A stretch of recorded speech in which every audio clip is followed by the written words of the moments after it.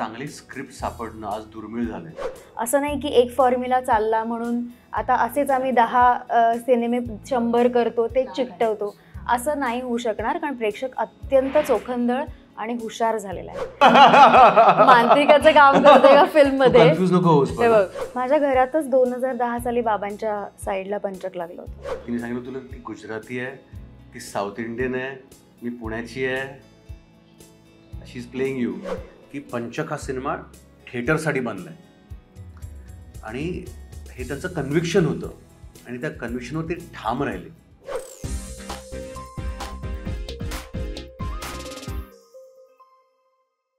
नमस्कार मित्र म्हणे लाईमलाईटमध्ये सगळ्यांचं स्वागत. मी प्रणिता आणि आपण पंचकच्या टीम बरोबर गप्पा मारतो. तर आपल्यासोबत आहे आदिनाथ आणि दीप्ती. तर आदिनाथ, मी पहिल्यांदा तुझ्याकडे जाते की माधुरी दीक्षित नेने आणि श्रीराम नेनेंचा असा हट्ट होता की तू या रोलमध्ये हवेत, असं खूप इंटरव्ह्यूजमधून आलं आहे तुझ्या. तर जेव्हा हा रोल खरंच तुझ्याकडे आला तर त्याच्यामध्ये काय वेगळेपण जाणवलं तुला, की तो निवडण्यामागची तुझी प्रोसेस काय होती? खूप मला वाटतं की मी खरंच भाग्यवान आहे की माझ्या वाटेला असे इंटरेस्टिंग कॅरेक्टर्स आले आहेत, स्क्रिप्ट्स आले आहेत. रादर एकतर चांगली स्क्रिप्ट सापडणं एक नटासाठी खूप दुर्मिळ गोष्ट आहे, कारण चांगल्या स्क्रिप्ट्स ही एक दुर्मिळ गोष्टच आहे. It's very rare to find a good script. आणि माधुरी दीक्षित आणि डॉक्टर नेने यांच्यासोबत माझा दुसरा सिनेमा आहे. मला एक गोष्ट सांगावीशी वाटते की उत्कृष्ट निर्माते तर ते आहेतच, पण पॅशनेट तर ते आहेतच, पण त्याचबरोबर त्यांची विषयांची जी निवड आहे ती खरंच दाद देण्यासारखी आहे. कारण 15 ऑगस्ट जो त्यांचा सिनेमा होता पहिला जो मी केला, तो पण एक छान कुटुंबाची गोष्ट होती, पण त्याचबरोबर एक सुंदर भाष्य करून जाणारा तो सिनेमा होता. त्याचबरोबर पंचक खूप वेगळा सिनेमा आहे, पण परत एक सुंदर एका छान कोकणातल्या एका कुटुंबाची गोष्ट आहे. आणि त्याचबरोबर एक वेगळ्याच विषयावरती खूप सटलमध्ये भाष्य करून जातो हा सिनेमा, पण ते निखळ मनोरंजन हा त्यांचा ऑलवेज मेन फोकस असतो.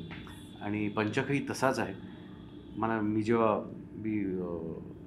लंडनमध्ये 83चं शूटिंग करत होतो, तिकडे मला आसगावकर, डॉक्टर सुहास आसगावकर त्यांचं प्रोडक्शन बघतात, माधुरी दीक्षित आणि डॉक्टर नेनेंचं.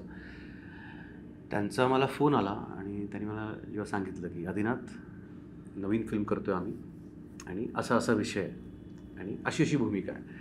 मी वेडा झालो विषय ऐकून, गोष्ट कॅरेक्टर ऐकून. तर मी गोष्ट ऐकूनच वेडा होतो. कॅरेक्टर म्हणजे माझं कसं असतं, मला जर गोष्ट आवडली ना तर I want to be a part of it. It doesn't matter what the character is. Thankfully the character also is beautiful. थोडक्यात सांगतो कॅरेक्टर काय आहे. म्हणजे बेसिकली पंचक मध्ये माझ्या भूमिकेचं नाव आहे माधव. ती एका खोत नावाचं कुटुंब असतं सावंतवाडीतलं. त्या कुटुंबाची सुंदर गोष्ट आहे. आणि या घराला पंचक लागतो. तर पंचक म्हणजे काय, सगळ्यांना प्रश्न, पंचक म्हणजे कसं विचार. पंचक सगळ्यांना इंटरेस्टिंग वाटतं, क्युरियस, बट व्हॉट इज पंचक. पंचक म्हणजे एक असा मुहूर्त असतो, जर त्या मुहूर्तावर तुला माहिती आहे वा, त्या मुहूर्तावर काहीही घडलं, तो जन्म असो, मृत्यू असो, काहीतरी शुभकार्य असो किंवा काही नुकसान असो, ती घटना 5 वेळा वर्षभरात घडू शकते त्या घरात. आणि नेमकं ह्या घरात एक मृत्यू घडतो आणि पंचक लागतो. आणि माझी जी भूमिका आहे त्याचा तो एक स्टँड घेतो आणि त्या स्टँडमुळे घरात एक भीतीचं वादळ निर्माण होतं आणि एक कॉमेडीची सर्कस सुरू होते. आणि सगळ्यांवरती एक भीतीचं वादळ हे की आता कोणाचा नंबर, म्हणजे आता कोण जाणार, आता कोणाचा म्हणजे टॅगलाईन आहे. तर त्याचा अर्थ तो. आणि ह्या कॉमेडीच्या सर्कसमधून जी धमाल घडते तो म्हणजे पंचक. पण ह्या सगळ्या पार्श्वभूमीवर कॉमेडी, धमाल, मस्तीच्या ती एका कुटुंबाची गोष्ट आहे. आणि कसं ते एक सुंदर एक छोटंसं कुटुंब एकत्र येतं. म्हणजे आपण एका कुटुंबात प्रत्येक व्यक्तीचा दृष्टिकोन वेगळा असतो, प्रत्येक व्यक्ती वेगळा असतो, पण आपण एकत्र येण्यासाठी, एकत्र राहण्यासाठी आपल्याला एकमेकांना समजून घ्यावं लागतं, थोडं ॲडजस्ट करावं लागतं, आपला थोडा दृष्टिकोन हलकासा कॉम्प्रोमाइज करावा लागतो. तर ते कसं होतं, ते कसं घडतं, ते कुटुंब कसं एकत्र येतं, त्याची सुंदर गोष्ट आहे. आणि सगळ्यात चॅलेंजिंग पार्ट म्हणजे जयंत खूप डिटेलिंगवर लक्ष देणारा डिरेक्टर आहे. दोघेही आमचे डिरेक्टर, जयंत जठार आणि राहुल आवटे. राहुल आवटेने स्क्रिप्ट लिहिली आहे, पण जो विषय आहे, जी गोष्ट आहे, ती जयंत जठार ह्यांनी पर्सनल आयुष्यात एक्सपिरियन्स केली होती. त्यावरून त्याला ते एक इन्स्पिरेशन मिळालं. पण त्यांनी मला एक सांगितलं, माधव ही जी भूमिका असणार आहे ना, तो लेफ्ट हँडेड.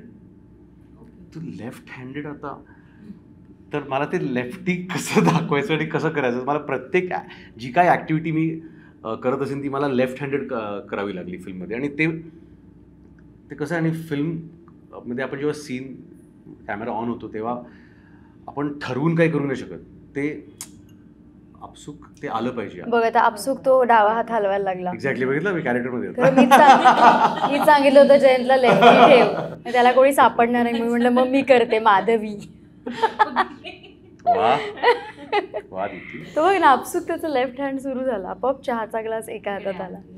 दीप्ती, तुझ्या ना इन्स्टा प्रोफाईलला मी एक व्हिडिओ पाहिला की तुझं ग्रह ताऱ्यांवरती, म्हणजे विज्ञानामध्ये आहेस तू, पण तेवढा विश्वास आहे, तू थिन लाईट तुझी हे करते. पण ही जी कॉन्सेप्ट आहे ना पंचक, तर हे असं कधी अनुभवलं याच्यापूर्वी आजूबाजूला? माझ्या घरातच 2010 साली बाबांच्या साईडला पंचक लागलं होतं. आणि आत्ता ह्या वर्षी माझ्या आईच्या साईडला म्हणजे माझी मावशी वारली आणि तेव्हा ती पंचकमध्ये वारली, आणि त्यानंतर बॅक टू बॅक डेथ्स झाले होते. असं झालं. सो माझा मामा म्हणाला की पंचकमध्ये मावशी गेली आहे म्हणून, आत्ताच गेल्याच महिन्याची गोष्ट आहे. सो त्यांचं असं म्हणणं होतं की ती पंचकला गेली म्हणून. तर काय दृष्टिकोन आहे या कॉन्सेप्ट? काय नाही, काळजी म्हणजे भीतीपेक्षा लॉजिकली असा विचार येतो की age wise who is ageing, जे वयस्कर आहेत त्यांची जास्त काळजी घेणे. कारण सख्खे भावंड जेव्हा जातात, त्यांचे मावस सख्खी मामे, तेव्हा त्यांना जास्त ते लागतं, कारण त्यांच्या वयाची माणसं जातात. सो त्यांना सायकोलॉजिकली काउन्सिल करणं, त्यांच्यासोबत असणं आणि त्यांना पॉझिटिव्हिटी देत राहणं, आणि आपलं कर्तव्य असतं की त्यांच्याकडे लक्ष देणं, चेकअप्स करणं. हे काउन्सिलिंगचं काम आम्ही इनडायरेक्टली करू शकतो. बाकी माझा दृष्टिकोन असा नाही की अरे बापरे आता जाणारच, आता काय वगैरे, असं नाही आहे. जर त्यांना जी काळजी लागून राहते की माझे भावंड जात आहेत, माझ्या बहिणी जात आहेत, तर ती एक जी पोकळी तयार होते, ती पोकळी आपण भरून काढणं आणि त्यांना एक सकारात्मक दृष्टिकोन देणं जगण्याच्या बाबतीत. आणि टचवूड माझ्या घरी सगळे माझे नातेवाईक अत्यंत सकारात्मक दृष्टिकोन ठेवतात जगण्याच्या बाबतीत आणि सगळ्याच बाबतीत. त्यामुळे ते एकमेकांना खूप धरून चालतात. त्यामुळे एक ही लाट भीतीची वगैरे असं काहीच नव्हते. पण आमच्याकडे मुहूर्त पाहिले जातात, जेव्हा मुहूर्त पाहायचे तेव्हा, किंवा तेव्हा ते सांगण्यात आलं होतं, पण भीती अशी कुणाला काहीच नव्हती. आता फक्त पंचकच्या बाबतीत आहे की नाही हा प्रश्न वेगळा आहे, पण जनरली काही ग्रह कॉस्मिक्स आपल्याला ते अफेक्ट कुठे ना कुठेतरी करत असतात. सो ते आहे बऱ्यापैकी सायन्स, पण त्याचा अतिरेक कुठे नाही आहे. तू टी व्ही मालिका केल्यात सुरुवातीला, म्हणजे तेव्हाची प्रेक्षकांची मानसिकता किंवा साहित्य लिखाण हे खूप वेगळं होतं, त्याचा आवाका मर्यादा वेगळा होता. आणि आता या सिनेमापर्यंत त्यात किती बदलल्यात, किती वाढल्या आहे, किंवा मानसिकतेमध्ये प्रेक्षकांच्या ती प्रगल्भता किती आली आहे? टेलिव्हिजन माध्यमांमध्ये का सिनेमामध्ये खूप फरक पडला आहे. मला असं वाटतं याचं सगळ्यात मोठं कारण एकतर आपण वैज्ञानिकदृष्ट्या खूप प्रगती करत आहोत. सेकंडली वर्ल्ड सिनेमा खूप जवळ आलेला आहे. पूर्वी पाहत जाणारे आपण इंग्रजी सिनेमे किंवा इराणी सिनेमे किंवा कुठले युरोपियन सिनेमे, त्यापेक्षा आत्ता आपल्याला मुबलक पाहायला मिळतात थँक्स टू OTT प्लॅटफॉर्म. आणि कलेकडे पाहायचा जनमानसाचा मानसिकता त्यांची खूप चांगली झाली आहे. म्हणजे मला आठवतं मी ह्या क्षेत्रात येत असताना मला अनेक बंधनं होती, नको वाईट आहे असं पाहायची दृष्टी वेगळी होती. आता ते खूप वेलकमिंग झालं आहे आणि तेच प्रेक्षकांपर्यंत त्यांचाही तो एक काय म्हणतो ॲक्सेप्टन्स वाढलेला आहे. सेकंडली पूर्वी फक्त हिरो सेंट्रिक गोष्टी असायच्या, आता तसं नाही आहे. पॅन्डेमिक नंतर जेव्हा वर्ल्ड सिनेमा जवळ आला आणि तेव्हा कॅरेक्टर्स हे मोठे व्हायला लागले, स्क्रिप्ट्सवर जास्त लक्ष द्यायला लागले आणि लॉंग लेंथ फिल्म्स पाहायला आपली सवय लागली. ती आता प्रेक्षकांनी खूप छान पद्धतीने ॲक्सेप्ट केलेली आणि त्यामुळे आता मराठी म्हणा, इंग्रजी किंवा हिंदी किंवा कुठल्याही भाषेच्या चित्रपटांमधनं आता जास्त विचारपूर्वक स्क्रिप्ट्स लिहायला लागणार आहेत. असं नाही की एक फॉर्म्युला चालला म्हणून आता असेच आम्ही 10 सिनेमे 100 करतो, ते चिकटवतो, असं नाही होऊ शकणार. कारण प्रेक्षक अत्यंत चोखंदळ आणि हुशार झालेला आहे. So we have to be very careful की आपण script, as he rightly said, की स्क्रिप्ट किती चांगली निवडत आहोत, वेगळी निवडत आहोत आणि आपल्या थ्रू आपण प्रेक्षकांना किती एड्युकेट करत आहोत, हेही महत्त्वाचं आहे. मगाशी आळेकर सर आणि प्रभाळकर सर त्यांच्याशी बोलताना हा मुद्दा निघाला की तंत्रज्ञान वगैरे या गोष्टी आहेच आहेत, म्हणजे अगदी स्कूलमध्ये शिकताना, म्हणजे फिल्मच्या स्कूलमध्ये, पण साहित्यही तितकंच महत्त्वाचं आहे की कुठलंही किंवा सिनेमासाठी लिहिलं गेलेलं साहित्य किंवा साहित्यातून निर्माण झालेला सिनेमा. तर आता अशी दिग्गज लोक आहेत या सिनेमामध्ये, म्हणजे फौजच आहेत खरी, पण तुम्ही होमवर्क काय केला होता की त्यांच्याबरोबर काम करण्याआधी, की तुमची उजळणी तुम्ही काय काय केली होती? वर्कशॉप्स खूप केले आम्ही आणि सगळेच रुळलेले कलाकार आहेत, सगळे दिग्गज कलावंत होते आमच्यासोबत. त्यामुळे तो एक प्रेशर, दडपण पण होतं की बापरे त्यांच्यासमोर आपण कुठेतरी कमी नको पडायला. आणि त्यासाठी पण जयंत आणि राहुल ह्या दोघांनी खूप मेहनत घेतली. त्यांचं प्री प्रोडक्शन खूप आम्ही जवळजवळ महिनाभर वर्कशॉप केलं आम्ही या सिनेमाचं, सगळ्या कलाकारांसोबत इंडिव्हिज्युअली पण कॅरेक्टर्स समजून घेणं, मग त्या लाईन्सवर सीन्सवर काम करणं, आणि मग फ्लोअरवरती पण सीनच्या आधी सगळे आम्ही बसून सीन वाचायचो, डिस्कस करायचो, काही इम्प्रोवाईज करायचं आहे का असं विचार. खूपच ऑर्गॅनिक आणि त्याच वेळेस वेल प्लॅन्ड पण, आणि त्याच वेळेस त्यांनी आपला प्रत्येक कलाकाराला एक स्पेस पण दिली स्वतःला एक्सप्लोअर करायला. आणि खरी गंमत, मला जेव्हा आम्ही कोकणातल्या त्या घरामध्ये, त्या वास्तूमध्ये गेलो आणि त्या गेटअपमध्ये आलो ना, तेव्हा तिथून खऱ्या टर्निंग पॉईंट्स यायला लागले. म्हणजे कथेल, जसं आपण रांगोळीचा एक आराखडा काढतो आणि नंतर रंग भरतो ना, तेव्हा जेव्हा शाब्दिक रंग भरले जात होते इतका वेळ, भले वर्कशॉप असले तरी ती जागा वेगळी होती, आम्ही त्या कॅरेक्टर गेटअपमध्ये नव्हतो. सो आमचं प्रेपरेशन हे 90% पूर्ण झाल्यानंतरसुद्धा एकदा त्या परिसरात गेल्यानंतर आणि त्या कॅरेक्टरमध्ये रुळल्यानंतर आम्हा सगळ्यांमध्येच, म्हणजे आम्ही तर लहान आहोत, पण जी आमची मोठी फळी आहे, भारती मावशी किंवा दिलीप काका किंवा सतीश काका, तर त्यांच्या थ्रू आपसूक त्या रांगोळीतले रंग भरले गेलेले पाहणं ही पर्वणी होती माझ्यासाठी. की कितीही वर्कशॉप्स केले किंवा लाईन्स बोललो, पण त्या कॅरेक्टरमध्ये आल्यानंतर त्या माणसांकडनं, त्या कलाकाराकडून आलेला एक वेगळा रंग त्यावेळेला भरला जाण्याची गंमत ही कधी शब्दात सांगता येत नाही.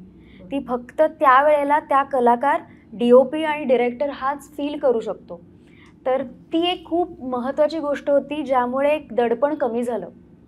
आणि वैविध्यपूर्ण कॅरेक्टर्स आहेत, ह्याचं माझ्यासारखं नाही, माझं कुणासारखंच नसल्यामुळे ती जी एक गंमत तयार झाली, जसं ती जागा ऑटोमॅटिकली तयार झाली एका कॅरेक्टरसाठी. कुणालाही असं नव्हतं की म्हणजे हिचं मला, माझं त्याला, असं काहीच राहिलं नव्हतं. आणि तू जर आमची फिल्म पाहशील तर तुला कळेल की आमची मॅक्सिमम फिल्म ही लॉंग लेंथमध्ये आहे, ही मास्टर आणि वाईडमध्ये आहे.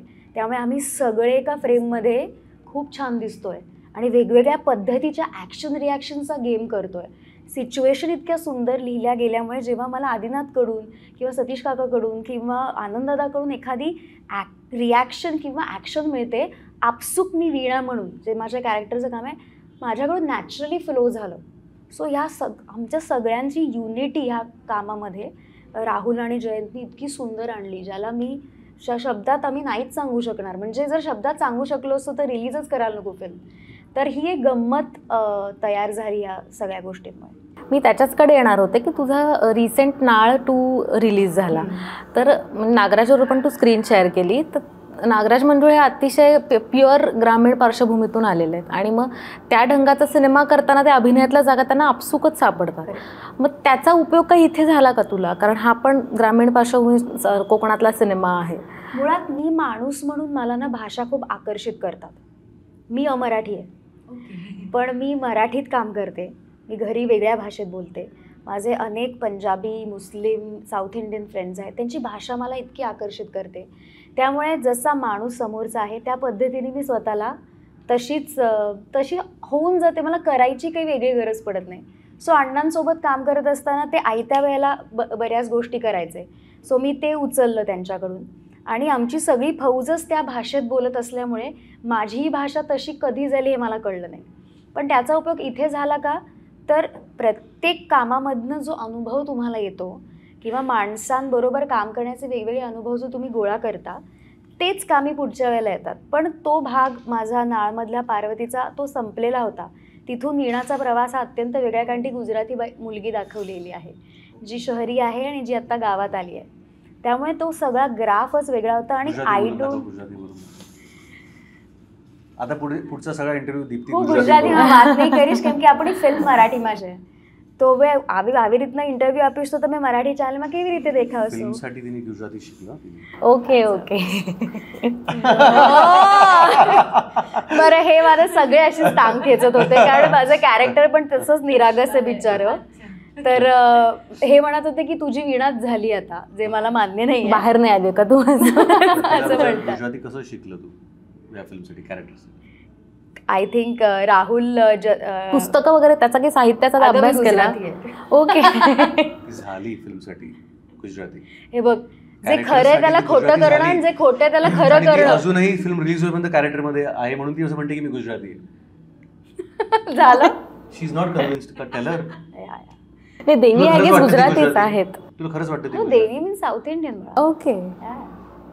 But I love languages. पण ठीक आहे, तू 3 भाषा तर शिकलीच या निमित्त. तुला साऊथ इंडियन येत असेल आणि मराठीत तू काम करतेस आणि या निमित्ताने गुजराती शिकलीस.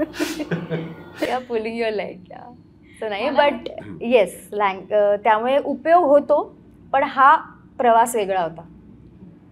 तुम्ही काय तरुण आहात किंवा तरुण तुमच्याकडे बघतात तुमचा एक आयकॉन म्हणून. तर जसं मगाशी मी म्हणलं आणि त्या दोघांचा इंटरव्ह्यू चालू होता तेव्हा की साहित्य जसं महत्त्वाचं आहे, तर तुम्ही काय वाचता किंवा तुम्ही काय सांगाल की मराठीत साहित्य असेल किंवा सिनेमातलं साहित्य असेल, तुमचा आवडता जॉनर कुठला आहे किंवा लेखक कुठले आहेत? मला दिवा मोकाशी खूप आवडतात. मोकाशींच्या त्यांचा एक कथासंग्रह आहे आदिकथा नावाचा. त्यातली प्रत्येक गोष्ट एक सिनेमा आहे वेगळं.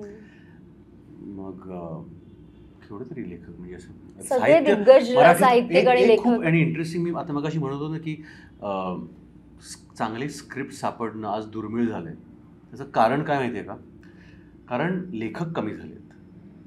कारण पूर्वी म्हणजे 80पर्यंत 1980s पर्यंत जेव्हा टेलिव्हिजन, सोशल मीडिया, हे सगळं तेवढं नव्हतं, त्याचा प्रभाव एवढा नव्हता. त्यामुळे वाचन हे was the sole entertainment. Reading a book किंवा comic was the sole entertainment. त्यामुळे रायटर्सना ते प्रोफेशन खूप इन डिमांड होतं. Writing was in demand because of that. पण जसं टेलिव्हिजन आलं, मग इंटरनेट आलं, सोशल मीडिया आले, आपण पुस्तकं विसरलो आहोत आणि आपण आता शॉर्ट फॉर्मॅट ह्याच्याकडे वळलो आहोत. त्यामुळे लिखाणाचा रियाज लोकांचा सुटत चालला आहे, जात चालला. त्यामुळे लेखक त्या मनाने कमी झालेत आणि म्हणून खूप दुर्मिळ चांगले स्क्रिप्ट्स आपल्याला सापडतात. ओके. तुझं काय? मला असं वाटतं की आपल्या सगळ्या मातब्बर साहित्यिक आणि लेखक हे आम्हाला शाळेपासून आम्हाला वाचन कंपल्सरी असल्यामुळे सगळी उत्तम पुस्तकं आमच्या माझ्या डोळ्याखालून तरी गेली आहेत, थँक्स टू माझी शाळा ज्ञानप्रबोधिनी. आणि आम्हाला पुण्यातली. ओके. पुण्याची. बरं. तुला कन्फ्यूज करते. तिने सांगितलं तुला ती गुजराती आहे, ती साऊथ इंडियन आहे, मी पुण्याची आहे. शी इज प्लेइंग यू. तो एक मांत्रिकाचं काम करते का फिल्म मध्ये. कन्फ्यूज नको होऊस. वाचन मला लमाण हे कादंबरी खूपच आवडते. अशी अनेक पुस्तकं. कितव्या वर्षी वाचली लमाण तू? लमाण मी 2004 साली 4-5 साली वाचलंय. ते मला अर्थात मी खूप स्लो रीडर आहे. नॉर्मल माणसाला जितका वेळ लागतो त्याचे 5 पट वेळ मला लागतो, कारण मी ते व्हिज्युअलाइज करत बसते आणि मग मला मागचं आठवत नाही, मग मी परत वाचत बसते. पण मला त्याच्यात रमायला आवडतं. पण येस, हा बेस आहे मुळात की तुम्हाला एका चित्रपटामध्ये काम करणं नाही, पण एक चित्र रंगवायला तुम्हाला चांगलं वाचलं पाहिजे एक्झॅक्टली. आणि आता चांगलं बघितलं पाहिजे, चांगलं ऐकलं पाहिजे आणि अनुभव खूप घेतले पाहिजेत. सो एक्सपोजर असलं पाहिजे. ह्या बेसिक गरजा झालेल्या आहेत. माधुरी दीक्षितच्या प्रोडक्शनमध्ये काम करताना म्हणजे तुमचं स्वतःचं एक प्रोडक्शन आहे, अशा कुठल्या गोष्टी जाणवल्या का की अरे हे आपण केलं पाहिजे किंवा हे आपण घेतलं पाहिजे यांच्याकडून? माधुरी दीक्षित आणि डॉक्टर नेने यांच्याकडून खूप काय शिकण्यासारखं आहे. आणि खास करून मला वाटतं की she is such a big icon. Madhuri Dixit international icon आहे ती बाई. पण ती जेव्हा तुमच्या समोर असते, she is so easy to talk to, she is so grounded. इतकी साधी आहे, इतकी साधे आहेत ते. आणि म्हणजे that is so humbling. I think that is something to learn from them, की एवढं सगळं अचीव करूनही त्यांचा आणि दे आर सो ग्राउंडेड. आणि त्यांचं पॅशन आणि त्यांचं प्रेम मराठीप्रती आणि मराठी सिनेमाप्रती तेवढंच आहे.